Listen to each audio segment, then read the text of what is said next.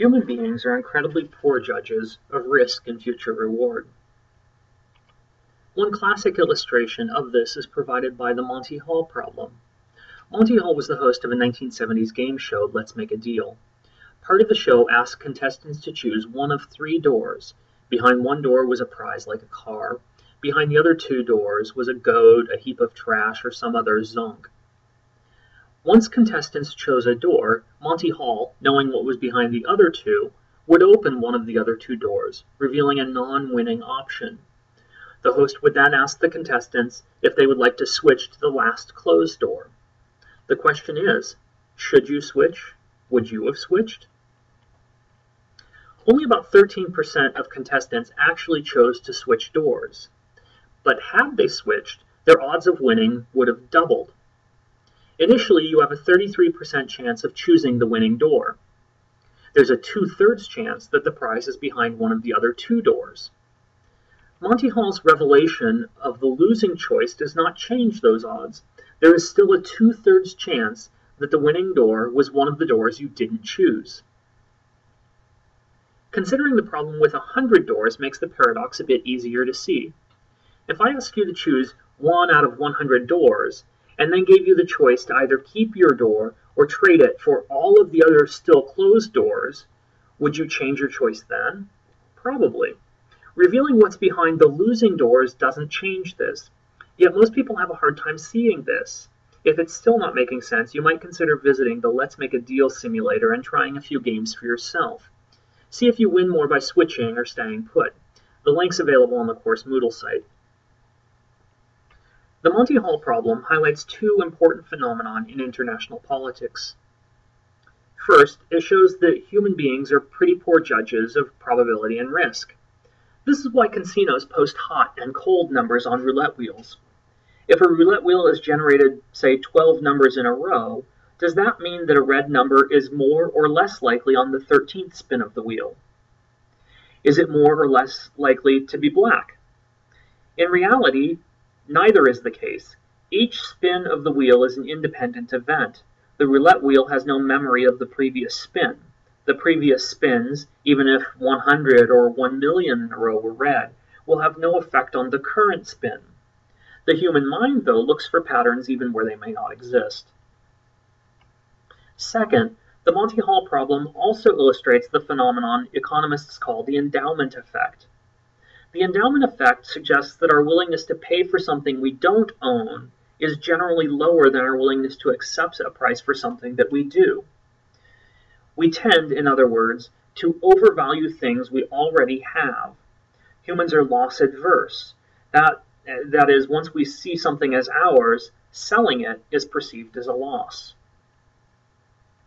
Another concept from economics that's important in thinking about progress, the environment, and development, and that is that human beings tend to place a greater value on the present than we do on the future.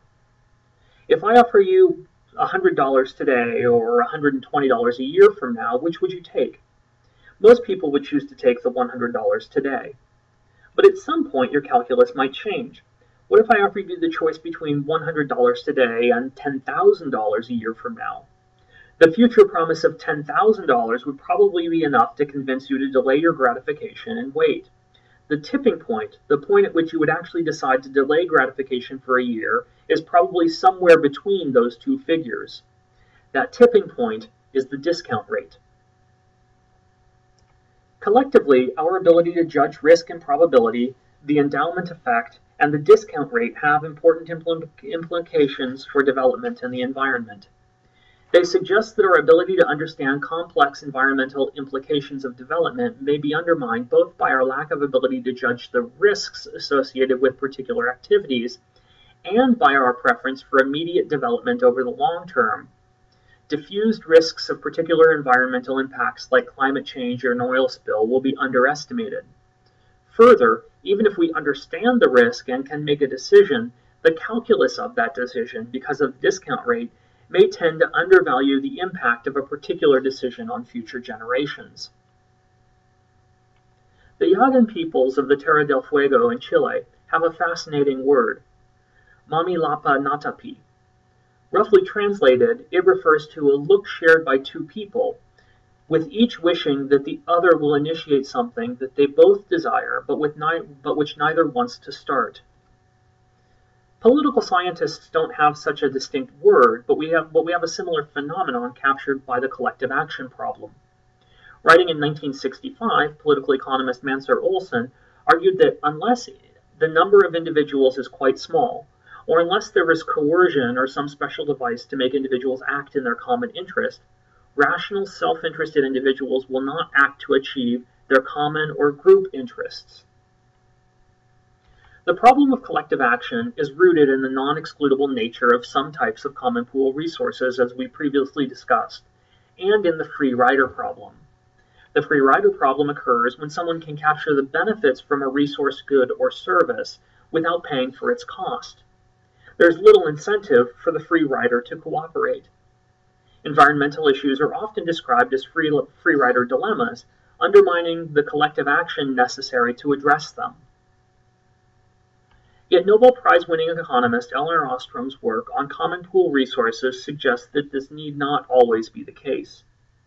Ostrom's work centered on systems of managing common pool resources that avoided both the market-based enclosure mechanism advocated by Hardin and the various state-led solutions commonly seen.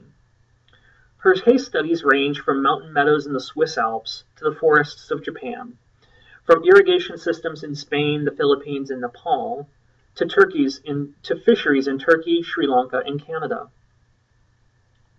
What emerges out of Ostrom's work is a list of characteristics that define effective non-state, non-market-based solutions to the challenges associated with managing common pool resources. According to Ostrom, to be effective, systems of managing common pool resources must share the following 8 characteristics.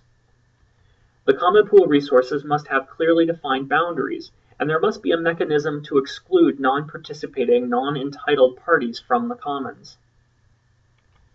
Rules governing the extraction and appropriation of resources from the commons must be adapted to local conditions. Decision-making processes within the commons must be open to all appropriators. Effective monitoring mechanisms must exist, either performed directly by the people in the commons or by agents accountable to them. There must be a scale of sanctions against those who violate community rules governing management of the commons. There must also be inexpensive and readily available dispute settlement mechanisms. The right of the community to manage the commons must be recognized by higher-level authorities in government. And finally, in the case of larger pool common resources, there must be nested systems connecting local and higher levels of oversight. Ostrom's analysis of a fishery in the district of Alanya in Turkey provides a good example. In the 1970s, the community's fisheries were at risk of depletion through overfishing. But unlike in other fisheries where a race to the bottom ensued, the community in Alanya developed a solution to address the problem. Their solution was a simple but effective one. The fishery was divided into sectors. At the start of each season, the community meets to draw lots, assigning each fisher to a specific sector for the day. At the start of each day, fishers rotate to the next sector, with daily rotations occurring throughout the season. Each fisher thus has an opportunity to fish the best spots. The system is enforced by the fishers themselves, with the government recognizing the customs and rules established by the community itself. These rules govern both the location that fishing takes place and the technologies used in fishing. Of course, such a system depends on the features outlined by Ostrom, but it also depends on an understanding of progress and development rooted in a more sustainable lifestyle. Such a system would quickly collapse if giant trawlers were able to sweep through the area and catch all the fish. It suggests a willingness to accept a lower standard of living in exchange for a more sustainable livelihood. But recent development in the psychology of happiness suggests that this may not be as much of a sacrifice as we've traditionally believed. The common sense understanding of the relationship between income and happiness would suggest that the two are positively correlated. As one goes up, so does the other. This is true, but only at relatively low levels of development, generally around under $10,000 per capita GDP. After that, The relationship between happiness and national income appears to flatten out, suggesting that more national income does not necessarily lead to higher levels of happiness on average. This discovery led some development theorists to propose new ways of thinking about development centered on happiness rather than on economic progress. They suggest we think about gross national happiness rather than gross domestic product. This research suggests that while we have made considerable progress in growing our economies and improving economic well-being, particularly in the developed world, we have made very little progress in improving our happiness since the 1980s. These graphs, on the left for the United States and on the right for France, illustrate the problem. Both are indexed to the 1980 level of development in the United States. We see that in per capita terms, GDP and economic well-being have improved sharply since 1980, but our overall happiness level, both in the United States and in France, has remained relatively fixed. And returning to this graphic for a moment, we can see another interesting development. Latin American countries tend to be happier at all levels of development than African and Eastern European countries. What does this suggest about development? Frankly, I'm not entirely sure, but it certainly raises some interesting questions.